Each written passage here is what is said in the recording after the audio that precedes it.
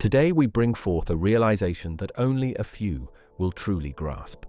A realization powerful enough to shift your entire thought process and mindset in a completely new and positive direction. And at the heart of it lies a question that mystifies everyone. Are we truly alone in the universe? And if we are, what does that mean?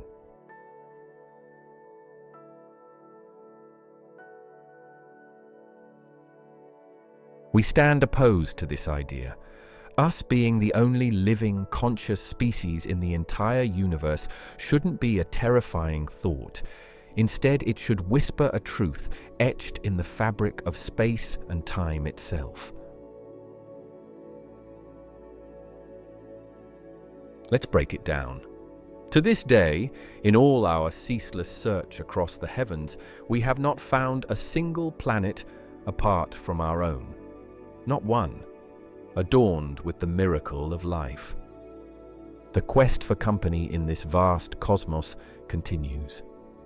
From NASA's Perseverance rover exploring the dusty plains of Mars to the Europa Clipper preparing to dive beneath Jupiter's icy moon, to the James Webb Space Telescope, peering into the ancient birthplaces of stars, our instruments grow more precise, our reach more ambitious. And yet, silence. After an estimated $70 billion spent annually on space exploration worldwide and generations of astronomers, physicists, and thinkers holding their breath for a whisper of life, we remain alone. And with every advancement in technology, with each sharper telescope and deeper space probe, our anticipation swells. The yearning for a discovery, for proof that we are not solitary in this cosmic theater, endures.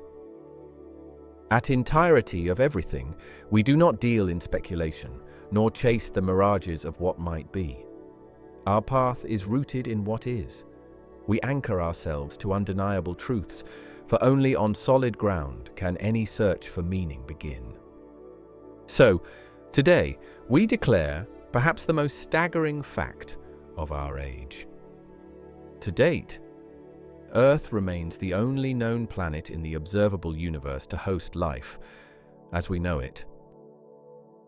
And we, you and I, and the consciousness within us, are the only known sentient species in existence. Let that truth linger for a moment.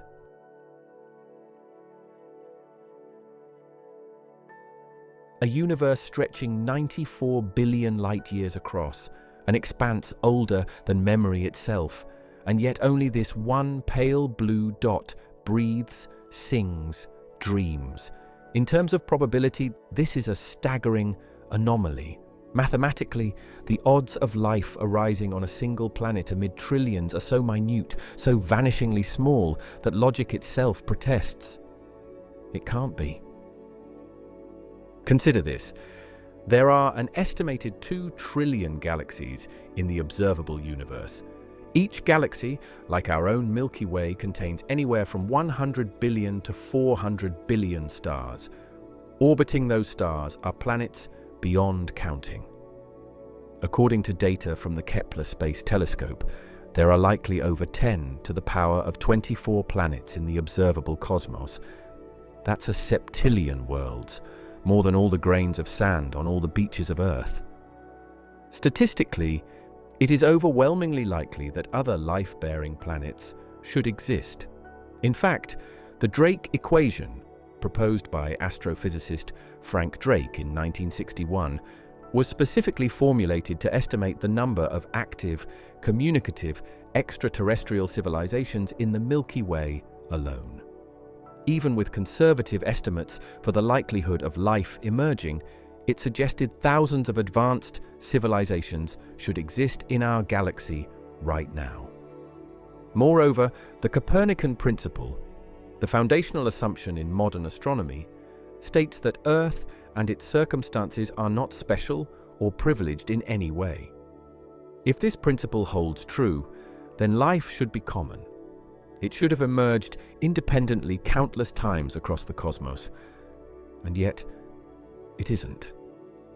This contradiction is so glaring that it earned a name: the Fermi paradox, named after physicist Enrico Fermi, who famously asked during a lunch conversation in 1950, "Where is everybody?" Given the age of the universe, 13.8 billion years, and the fact that many planets are far older than Earth, intelligent civilizations should have arisen, flourished, and perhaps even visited by now.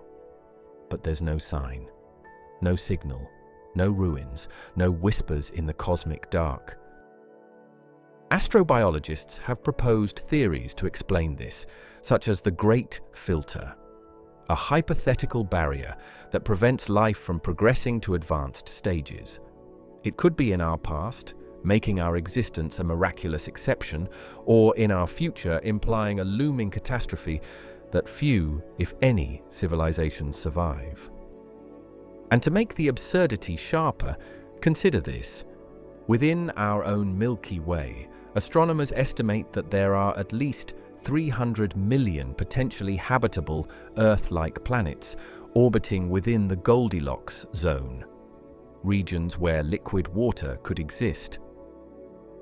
And despite our most advanced instruments, from the Arecibo Observatory's radio transmissions to James Webb's infrared eyes peering deep into ancient galaxies, we have found no evidence of even microbial life elsewhere. This isn't merely improbable, it's mathematically absurd.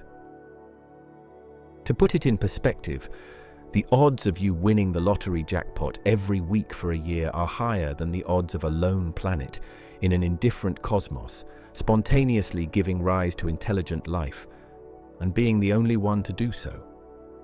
Statistically, this should not be, and yet it is. And when what should be impossible becomes reality, it demands our attention. It challenges the assumptions modern cosmology rests upon and whispers of deeper, unfathomable truths. Truths not easily captured by equations or simulations. So, we come to realize the second most important fact of our existence. Our lone existence in the universe is neither randomness nor chance.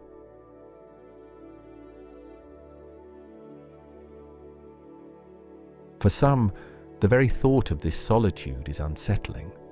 To be alone in a universe so vast, it stirs a deep loneliness within us, and it sits at the root of modern-day existential crisis, a period of deep reflection and questioning where a person contemplates the meaning, purpose, and value of their existence, and often involves unsettling thoughts about life, death, freedom, and one's place in the universe. This also leads towards nihilism, a belief that life is inherently meaningless, and that concepts like morality, truth, or purpose have no objective foundation. It suggests that there's no ultimate meaning to existence, no absolute value, and it all begins with the thought of us being alone in the universe. Great minds like Carl Sagan, who called the cosmos pitilessly indifferent, and Stephen Hawking, who warned of our fragile place in a silent universe, have wrestled with this emptiness. Physicists and philosophers alike have confessed to feeling a strange ache when confronted with the notion that we might truly be alone. Alongside this, modern cosmology insists that there's nothing uniquely special about Earth, that our sun is average, our solar system typical, our galaxy commonplace. By their measurements, we are ordinary, which is true in some sense. Modern physicists, brilliant as they are, have also reduced Earth to just another rock orbiting a nondescript star in an ordinary spiral galaxy. The famed astronomer Carl Sagan called Earth a mote of dust suspended in a sunbeam. Astrophysicist Neil deGrasse reminds us, there's nothing particularly remarkable about our place in the cosmos. They speak in terms of physical composition, gases, minerals, orbits. But what about the life it holds? Because in all our deep space observations, not a single glimpse of a living world, no alien forests, no distant oceans teeming with unknown creatures, no civilizations etching their presence into the cosmic dark. We now detect exoplanets orbiting distant stars, measure their atmospheres, map their climates, and witness the births and deaths of suns. If life existed, intelligent or otherwise, it stands to reason that we would have seen its signature by now. But we haven't.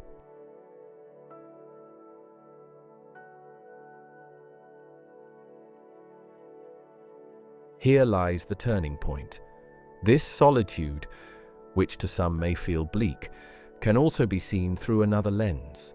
Because if, after all the odds and endless vastness, we alone exist to witness this universe, to reflect, to love, to wonder, then that does not diminish us.